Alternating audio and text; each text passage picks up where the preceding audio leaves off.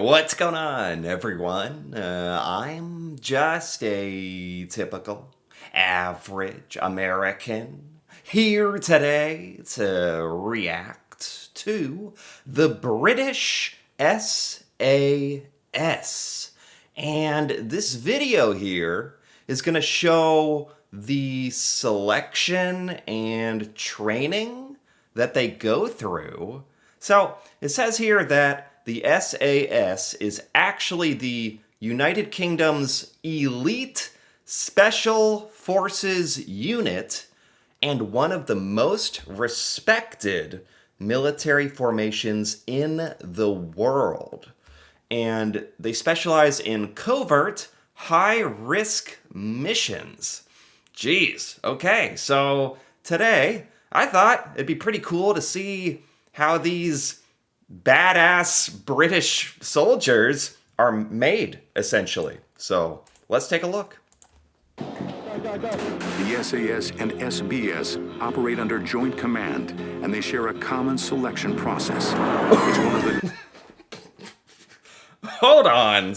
Wait, you can't just gloss over these. There's so many little clips going on here. Look at what was this? operate under joint command, and they share a common. What's going on here? What's he doing?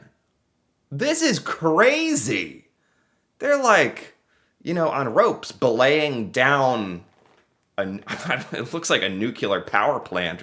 Probably not. Hopefully not. But I guess this is just like, an example of some of the crazy missions that the SAS are expected to go on.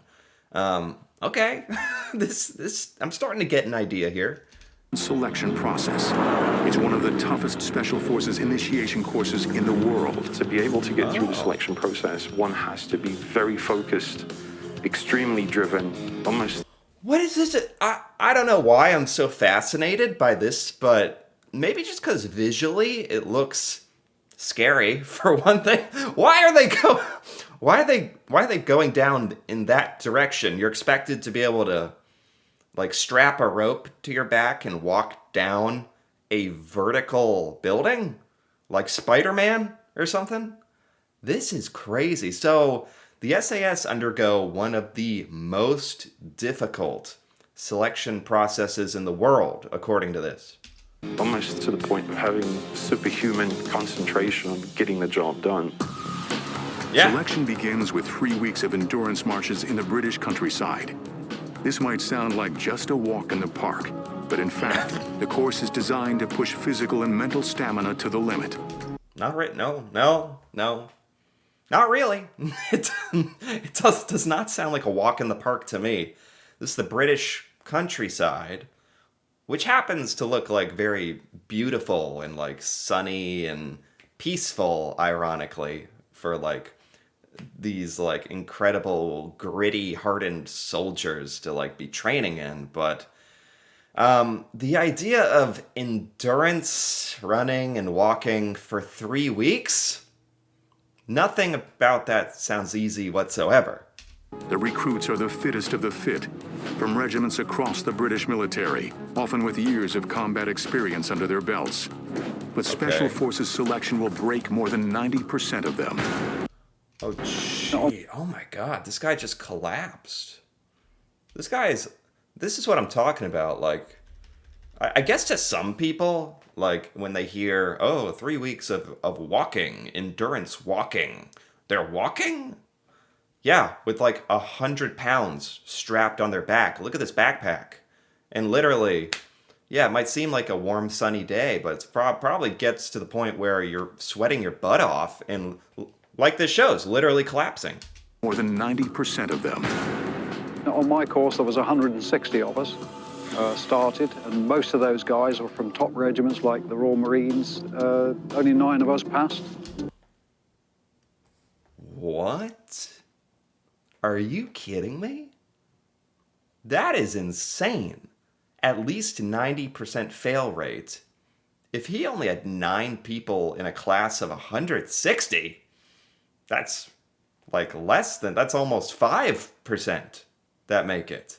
So these are clearly the best of the best of the best. They're saying that you can Like, try to become an SAS if you have military experience. If you're British, if you've been in any of the other military, departments, the Army or the Navy or this or that, and you want to give it a try, I guess. Or maybe you need other credentials, but yeah, this is not for the weak of heart whatsoever. And I assume the reputation precedes it, and that only, like, the most badass soldiers even attempt to do this.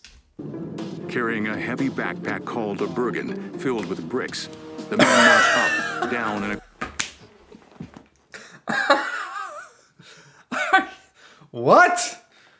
I've never heard of that before. I'm sorry. I don't know how to react other than to laugh, because the thought of doing it makes me want to cry. A backpack full of bricks? That's the training. You have to... And I can't believe... I was saying it was the British countryside, and it looked peaceful and open, and...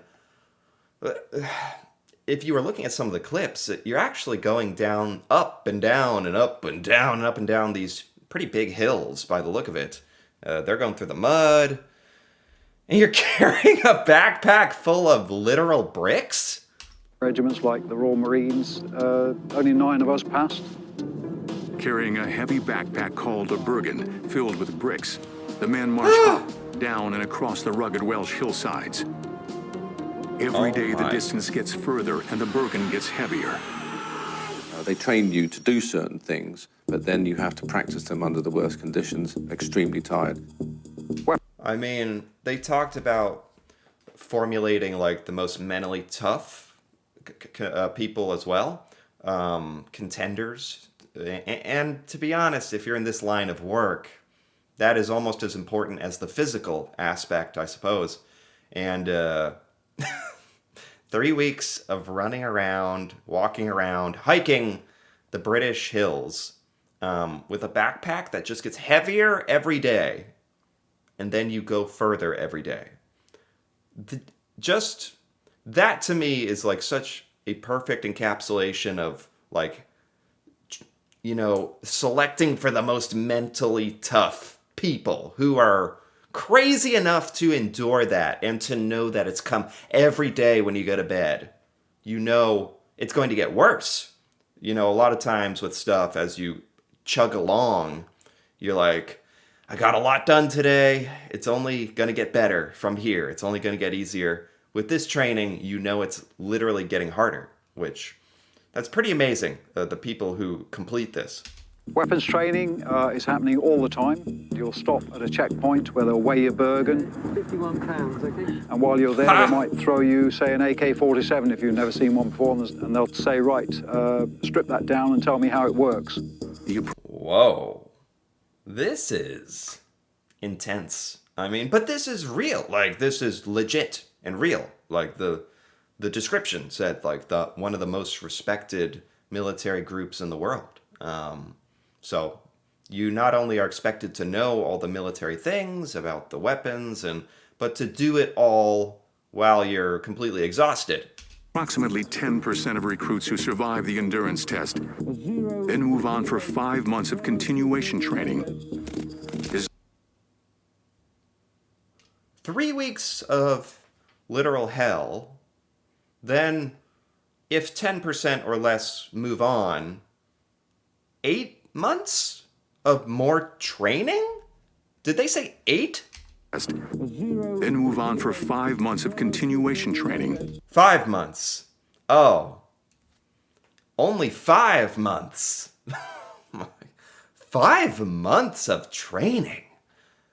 I don't think I've ever heard of 8 months was insane. I don't know where I got that from.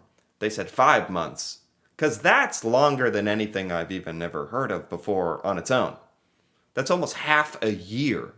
With the 3 weeks of walking around the Welsh countryside or whatever it was, it's like half a year of just selecting and training for this. That is unbelievable. Designed to turn a regular soldier into an elite warrior. No kidding. Training begins with preparation in mountain warfare, deployment from aircrafts, parachuting, special weapons, special vehicles, specialist climbing equipment, being able to gain entry to a building using... So this is what they're all doing for those 5 months. All the crazy 007-esque, like, special operations, special forces stuff that really only they do. All that's okay. I guess that makes sense, because that would take quite a long time to learn how to do all that and be proficient at all these. It's like the crazy stuff. Jumping out of airplanes, parachuting, blowing down walls, like the real deal. Using dynamic explosive devices. Jungle training is part of selection as well, because the SAS man has got to be trained in every different climate, so that if anything happens there, you can be posted there tomorrow. Oh my God.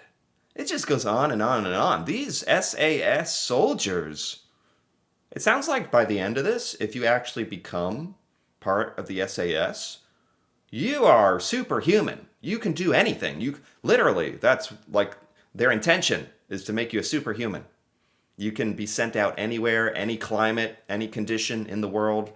Like, you've already gone through weeks of marching and months of training, so you're the mentally toughest, physically toughest.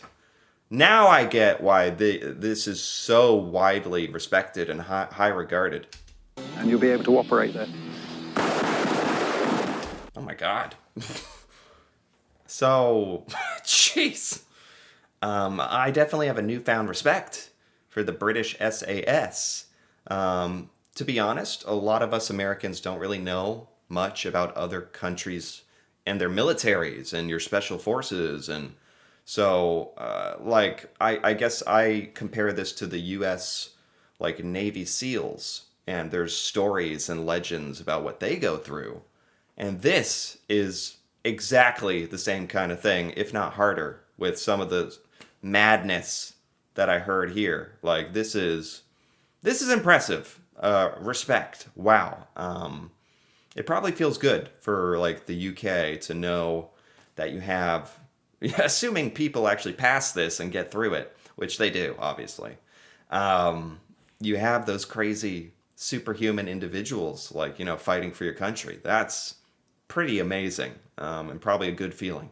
So, anyway, if you enjoyed this, feel free to give this video a like, or leave a comment with your thoughts on the British SAS, the training and the selection that we saw here, and that'd be cool to hear about. And if you're interested in more videos like this, me reacting to Britain and seeing British things I've never seen before, feel free to subscribe for more. And until then, thanks for watching, and see you next time.